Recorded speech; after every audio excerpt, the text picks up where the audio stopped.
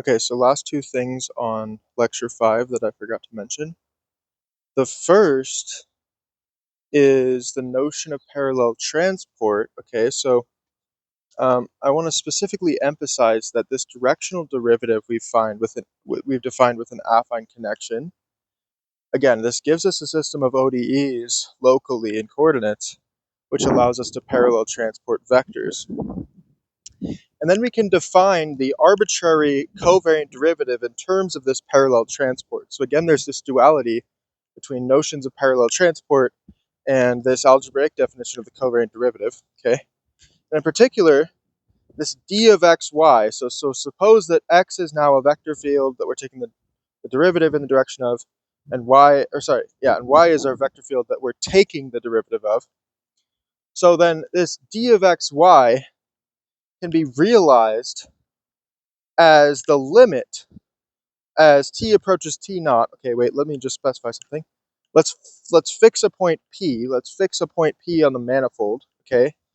And then let's look at the evaluation of the vector field X at the point P, okay?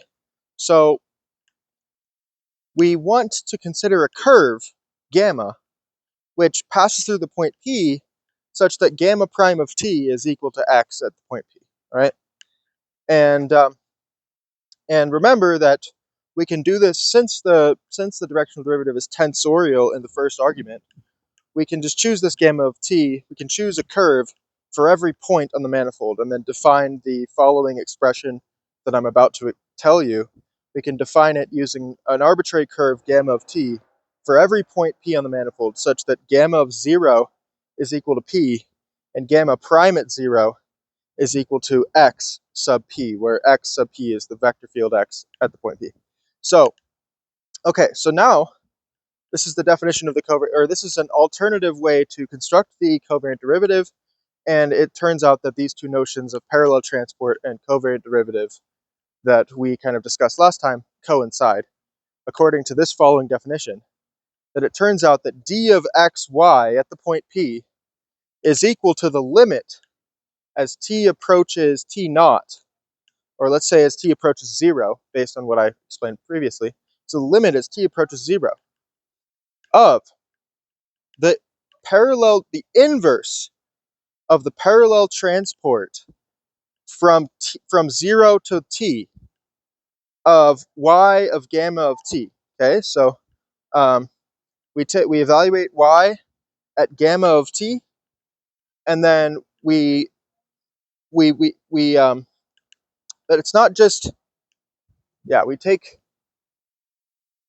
look at y of gamma of t, then we take the inverse of the parallel transport map from 0 to t.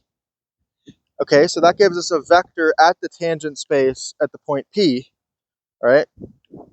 And then we subtract y at the point P and divide by t minus 0, okay? So let me just state that again. So it's going to be the limit as t approaches 0 of the inverse of the parallel transport from 0 to t of y of gamma of t minus y at p, all divided by t minus 0, okay? So what does this mean? Well, essentially, what it means is that we're taking the vector, we're taking y evaluated at gamma of t, and then we're parallel transporting that back to our starting location at a fixed point in a fixed tangent space of our manifold. And we're doing that for every time t. We're parallel transporting this vector back to the starting point, tpn. And then we're subtracting the value of the vector field y at the point P. And this will give us a curve in Tp of m, in a fixed vector space, Tp of m, which is isomorphic to Rn.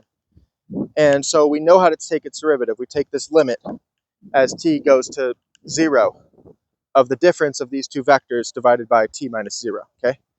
And that gives us the covariant derivative. And it turns out that this notion of covariant derivative coincides with the algebraic definition that I mentioned in the first video on this lecture series, okay? And then you can see Professor Wang's lecture notes, lecture 5, for an explicit characterization of parallel transport, the exact things that we need, I can just state them for you real quick. So the exact definition of the parallel transport structure, which you can define kind of without this algebraic definition of the covariant derivative, and then show that these two notions coincide. So a parallel transport structure on a smooth manifold M is a family of piecewise smooth curves on M that assigns to each piecewise smooth curve, gamma from AB to M, a linear isomorphism, P gamma, from the tangent space at gamma of A of M to the tangent space at gamma of B of M, such that, one, we have a composition law. So if you concatenate two smooth curves, then the parallel transport of the concatenated curve is equal to the composition of the parallel transport of the first curve, the parallel transport of the second curve, P of gamma 2, precomposed with the parallel transport of the first curve, gamma 1, okay? So we have this composition law, which respects the concatenation of curves.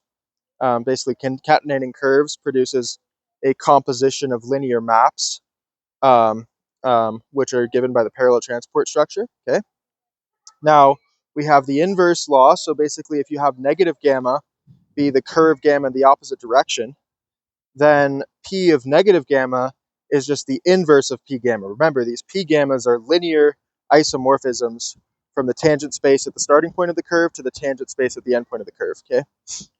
So we have a composition law, we have a law that respects the inverses, and then, so the third requirement is that it depends smoothly on gamma. So P of gamma depends smoothly on gamma, which essentially says that if we have a smooth family of curves, which is essentially smooth not only in the starting point, but also smoothly varying in the parameterization. So essentially we index these curves according to the starting point in the manifold in some open set. So suppose we have an open set U, and then each curve is indexed by its starting point, let's say X and U, or P and U.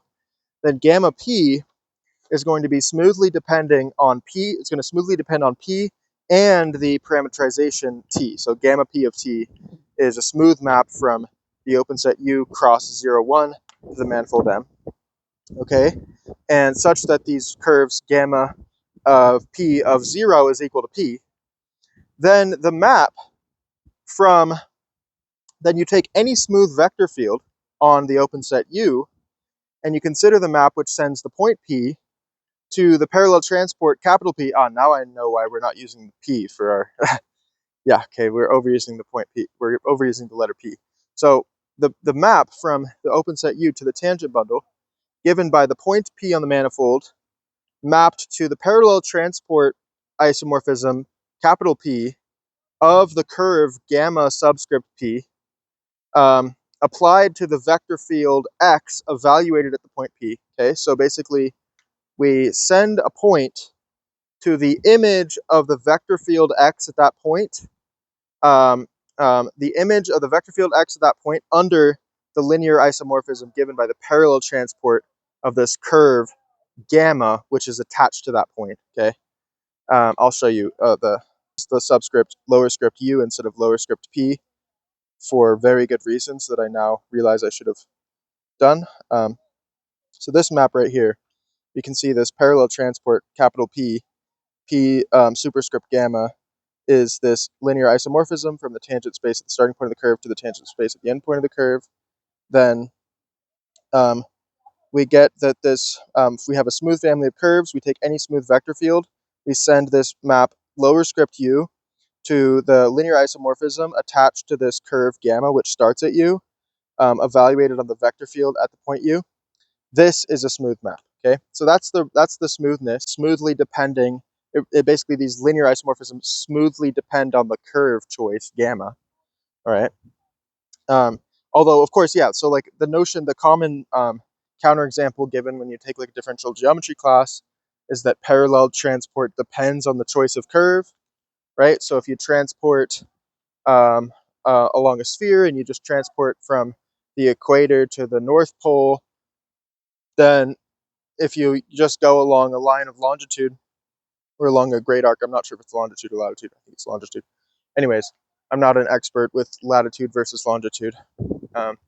So anyways, you transport along the great arc from the equator to the North Pole, you parallel transport according to just the way which feels the most intuitive, then you're going to get something that goes like this, bloop, but then if you choose a different curve, if you choose a different path to parallel transport, let's say you move along the equator, let's say you move along the equator and then parallel transport to the North Pole, you're going to get two different vectors, and they're not going to agree. So parallel transport does depend on the choice of path. However, it smoothly depends on the choice of path. So if you choose two paths that are really close to each other in some appropriate sense, then the resulting parallel transports will be close to each other in a smoothly varying way. Okay, so, and then the fourth and final requirement for the parallel transport structure is that if two curves are first order oscillating, so that means that their starting points agree and also their tangent vectors at the starting points agree. So gamma 1 of 0 is equal to gamma 2 of 0, and gamma 1 prime of 0 is equal to gamma 2 prime of 0.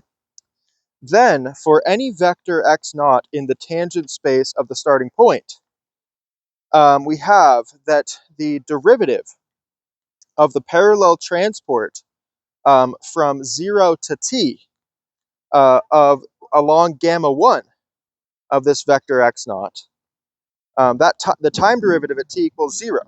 Okay, so the rate of change of the parallel transport from 0 to t along the curve gamma 1 at x of the vector x naught agrees with, is equal to, the time derivative at t equals 0 of the parallel transport from 0 to t along gamma 2 of x naught. Okay, so essentially the parallel transport of a fixed vector of the same vector along two curves which are first order oscillating, the parallel transports will agree up to the first derivative. So the parallel transports will essentially agree locally in a linear way. So you have this equation here that that the time derivative t equals 0, p gamma 1 from 0 to t of x naught is equal to the time derivative t equals 0, p gamma 2 of 0 t of x naught. Okay, so essentially first order. Okay, so for two curves that agree to first order, the parallel transports of the vector of the same vector along those curves will also agree to first order. Okay. Okay.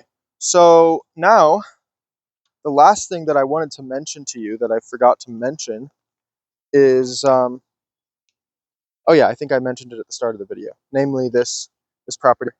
So this proposition here, that if we have a smooth curve, then we can define this covariant derivative as precisely what I said. We parallel transport y at gamma of t back to the original space back to the original tangent space t of gamma t naught of m, and then we take the difference and we get some curve in tp of m, and that curve we can differentiate. It turns out that if we differentiate that curve according to just the standard notion of the derivative with respect to the parametrization, then we recover the covariant derivative of the vector x naught. Remember, x naught is equal to gamma prime t naught. Okay, should cover as much as I wanted to review from lecture 5.